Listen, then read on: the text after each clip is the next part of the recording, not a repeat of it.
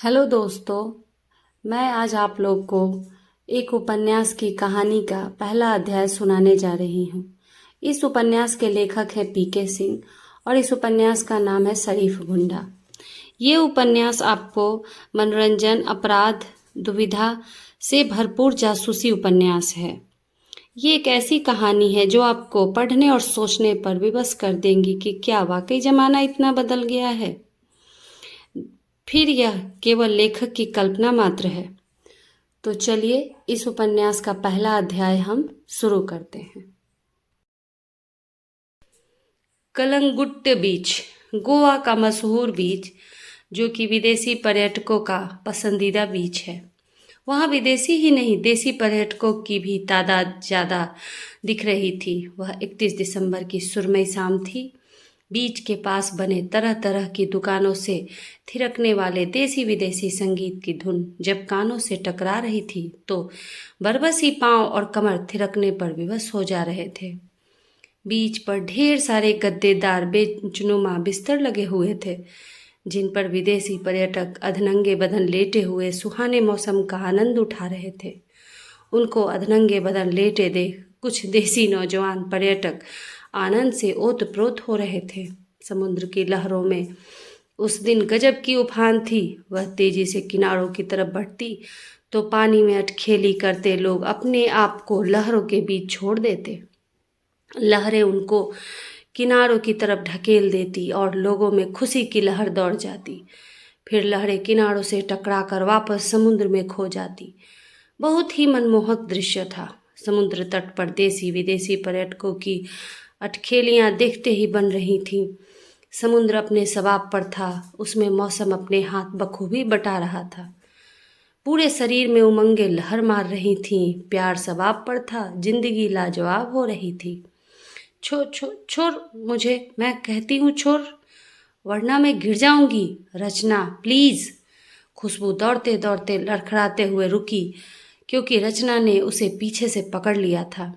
भाग और भाग, मैं भी देखती हूँ तू कितनी दूर तक भाग सकती है। रचना अपने सांसों को नियंत्रित करती हुई बोली। अच्छा बाबा, तू जीती और मैं हारी। देख वो देख, नैसा चिल्लाकर बुला रही है। खुशबू ने कुछ दूर देखते हुए कहा। रचना ने भी उस तरफ देखा। वाकई उसकी सहेली नैसा उनको पुकार रही थी। चलो अब आ जाओ, बहुत हुआ, जल्दी आ जाओ। नैसा हाथ ऊपर उठाकर जोर से चिल्लाते हुए उन दोनों को बुला रही थी। हम आ रहे हैं, तुम वहीं रुको, खुशबू ने चिल्लाकर कहा। अरे चल यार, नहीं तो वह यहाँ आ जाएगी, खुशबू ने रचना से कहा और वह उस दिशा में बढ़ने लगी जिधर नैसा खड़ी थी। रचना भी खुशबू के कदम से कदम मिलाकर चलने लगी। उन दोनों की सांसें अब भी उखड़ी हुई थीं, जिसे वह नियंत्रित करने का असफल प्रयास कर रही थीं। तुम दोनों कभी भी नहीं सुधरोगी, दोनों के नज़दीक आते ही नैसा ने शिकायत भरे लहजे में कहा। सब इस मैडम की गलती है, यह अपने आप को बहुत तेज भागने वाली धावक समझती थी। रचना खुशबू की तरफ इशारा करते हुए बोली। यार, यह गौरव कहाँ रह गया? कितनी देर हो गई उसे गए हुए, मालूम नहीं अब तक क्यों नहीं आया। नैसा चिंतित लहजे में बातों के सिलसिले को बदलती हुई बोली। और उसने कुछ और कहने के लिए मुंह अभी खोला ही था। क्या बात है, बड़ी चिंता हो रही है, कहीं तुम गौरव से कुछ? नैसा की बात बीच में ही काट कर रचना बोल पड़ी। अरे नहीं यार, ऐसी कोई बात नहीं, वह जस्ट मेरा क्लासमेट है। नैसा इनकार करते हुए बोली। सिर्फ तुम्हारा नहीं, हम सबका। लेकिन मुझे समझ में नहीं आ रहा है कि वह गोवा में कैसे आ गया। हैदराबाद से तो सिर्फ हम लोग चले थे, फिर गौरव अचानक हमें होटल में मिल गया। कहीं वह हमारा पीछा तो नहीं कर रहा है? खुशबू असमंजस की स्थिति में बोली। उसने बताया तो था कि वह अभी यहाँ 31 दिसंबर की रात को एंजॉय करने आया है। इत्तेफाक से हमें मिल गया और अच्छा ही तो हुआ। देखो वह हमारी कितनी देखभाल कर रहा है। इस वक्त हमारे लिए खाने पीने का इंतजाम करने गया है। और वैसे भी वह किसी के पीछे भी हो तो वह खुशनसीब तो खुशबू ही होगी। फर्स्ट ईयर से ही वह तुम्हें रस भरी नज़रों से निहारता है। हमारी कहाँ ऐसी किस्मत। रचना खुशबू को समझाते और चिढ़ाते हुए बोली, अरे नहीं यार, मैंने कभी भी उसे उस नज़र से नहीं देखा, और वैसे भी मुझे किसी से प्यार होगा तो पूरी दुनिया को इस बात की खबर लग जाएगी। खुशबू इनकार के साथ साथ इठलाते हुए बोली, लो आ गया गौरव। नैसा ने गौरव को आते देखकर कहा। गौरव कुछ ही समय में उनके पास पहुंच गया। हाय हैंडसम, कहाँ रह गए थे? नैसा ने पूछा जब गौरव उन सबके पास पहुंचा। सॉरी, आने में थोड़ी देर हो गई। आज तो गोवा में इतनी भीड़ है, उफ पूछो मत। यह लो हल्दीराम का नमकीन और सैंडविच, और साथ में बियर की ठंडी ठंडी बोतलें।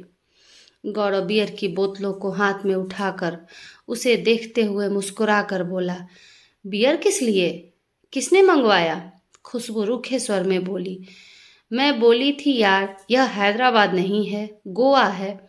यहाँ बियर पानी की तरह बिकता है, और हम यहाँ इंजॉय करने आए हैं, किसी तीर्थ स्थल पर पूजा पाठ करने नहीं।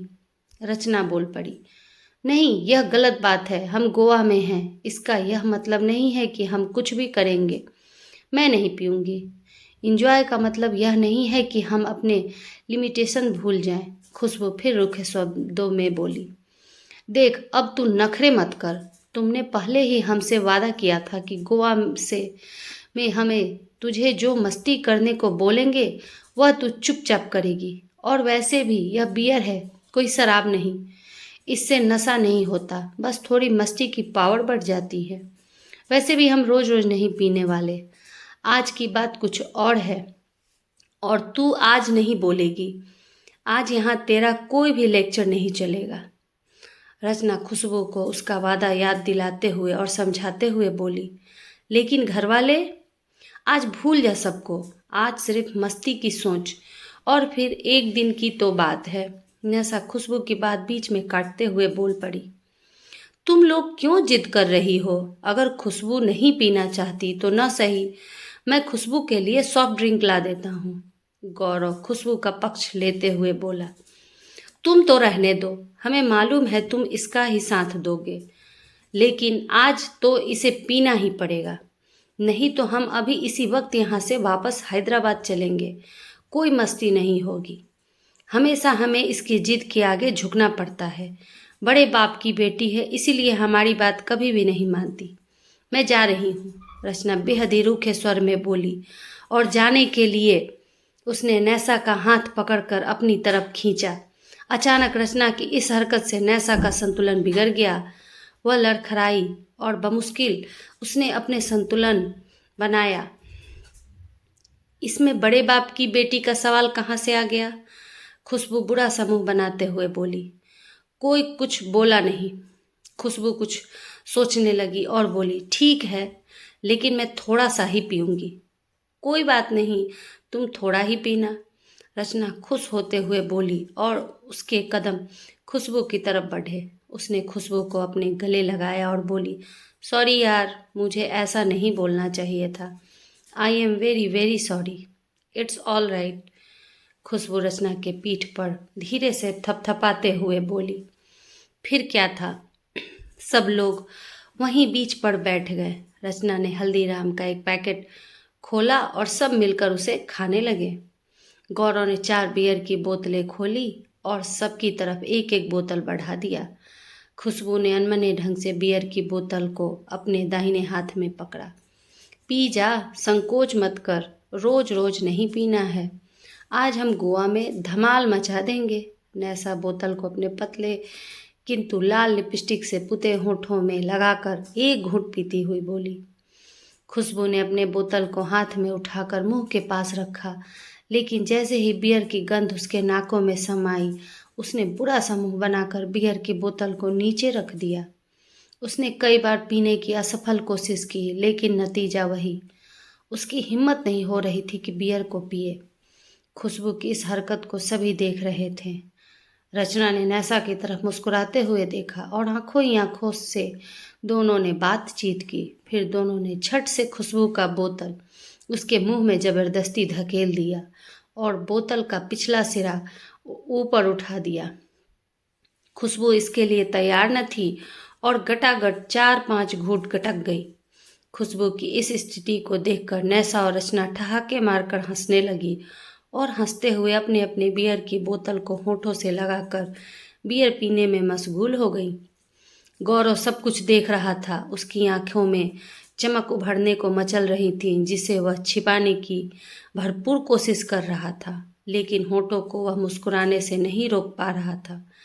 तीनों सहेलियां मस्ती कर रही थीं, बियर पीते हुए अटखेलियां कर रही थीं। खुशबू कब अपना बोतल खत्म कर गई किसी को भी इस बात का एहसास न हुआ। ए गौरव, एक बोतल और देना, खुशबू ने गौरव से सेक्सी अंदाज में निवेदन किया। खुशबू की बात सुनकर सब एक साथ चौंक पड़े। अरे यार, तुम तो बड़ी छुपी रुस्तम निकली। रचना बियर का बोतल मुंह से निकालती हुई बोली। गौरव अपलक खुशबू को निहार रहा था। ए गौरव, जल्दी देना यार, खोल ना बोतल, खुशबू बोली। और इससे पहले गौरव कुछ बोलता, खुशबू ने गौरव के मुंह से उसका बोतल झपट लिया और गटागट एक सांस में हलक के नीचे उधेड़ लिया। सब हैरान परेशान। फिर तो जो पीने पिलाने का दौर शुरू हुआ तो तभी रुका जब 4-4 बोतलें सबके गले के नीचे उतर गईं और उनकी हथेलियों को ठंडा करने लगी। अब और नहीं, मैं थक गया हूँ यार। अब कितनी बार भाग भाग कर बियर की बोतल लाऊं।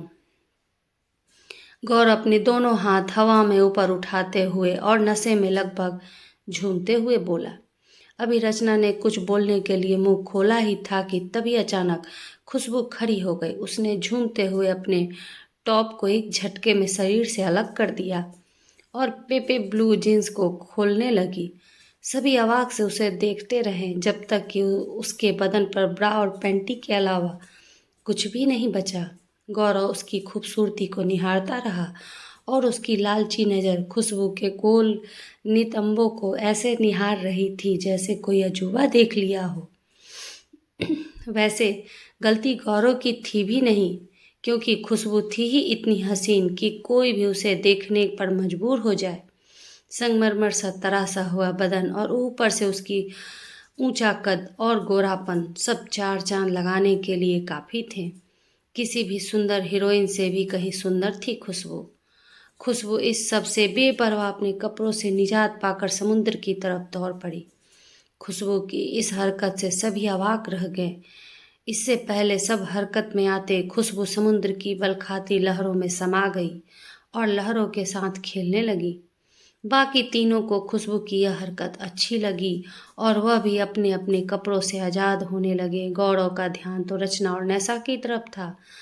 वह सोच रहा था कि यह दोनों भी कुछ कम सुंदर नहीं है, खुशबू जितनी तो नहीं सही, लेकिन उसके आसपास तो हैं ही। सब इस वक्त इनरवियर पहने खुशबू के साथ शामिल हो गए। खुशबू जोर जोर से हंसते हुए न जाने क्या क्या चिल्लाए जा रही थी। सब एक दूसरे के ऊपर लहरों के बहाव के साथ गिर रहे थे, खिलखिला रहे थे। गौरव तो कुछ ज़्यादा ही उनके ऊपर गिर रहा था और उसकी हाथों को तो मानो बहार आ गया था। 3-3 खूबसूरत कलियां और एक भंवरा। थैंक यू रचना, थैंक क्यों, बहुत मज़ा आ रहा है, खुशबू खुशी से पानी में गिरते हुए नशे में बार बार बोले जा रही थी। नैसा और रचना उसकी बातें सुनकर जोर जोर से हंसे जा रही थीं। गौरव तीनों सहेलियों की मस्ती को देख रहा था। वह अपने नशे के ऊपर और अपने जिस्म में आ रही सरसराहट को नियंत्रित करने का असफल प्रयास कर रहा था। उसके होंठ कुटिल मुस्कान लिए हुए थे। वह सब इस बात से अनजान थे कि उनकी सब हरकतों को कोई ध्यान से देख रहा था, एकटक लगातार। बहुत देर तक समुद्र में मस्ती का खेल चलता रहा। गौरव ने सिर आसमान की तरफ करके देखा तो तारे टिमटिमाने लगे थे। वह कुछ बोल पल सोचने लगा, फिर वह बारी बारी से एक एक कर सबको खींच कर किनारे तक लाने लगा। वह जैसे ही एक को किनारे पर छोड़कर दूसरे को लाने जाता, पहली वाली दोबारा लहरों के बीच भागकर समा जाती। यह सिलसिला लगभग आधे घंटे तक चला और फिर गौरव थक हार कर किनारे पर बैठ गया। गौरव को बाहर बैठे देखकर धीरे धीरे सब किनारे पर आ गईं और लड़खड़ाते हुए झूमते हुए अपने अपने कपड़ों को समेटने लगी। गौरव ने भी अपने कपड़े उठाए, कपड़े समेटे, सब होटल की तरफ बढ़े। वे सब इस बात से अनजान थे कि दो आंखें भी उनके साथ पीछे पीछे लग गई थीं और वह दो आंखें भी इस बात से अनजान थी कि कोई दो आंखें उसके भी पीछे लगी थी। बीच पर अंधेरा फैलने लगा था, लेकिन बीच की लाइटिंग के आगे अंधेरे की एक न चल रही थी।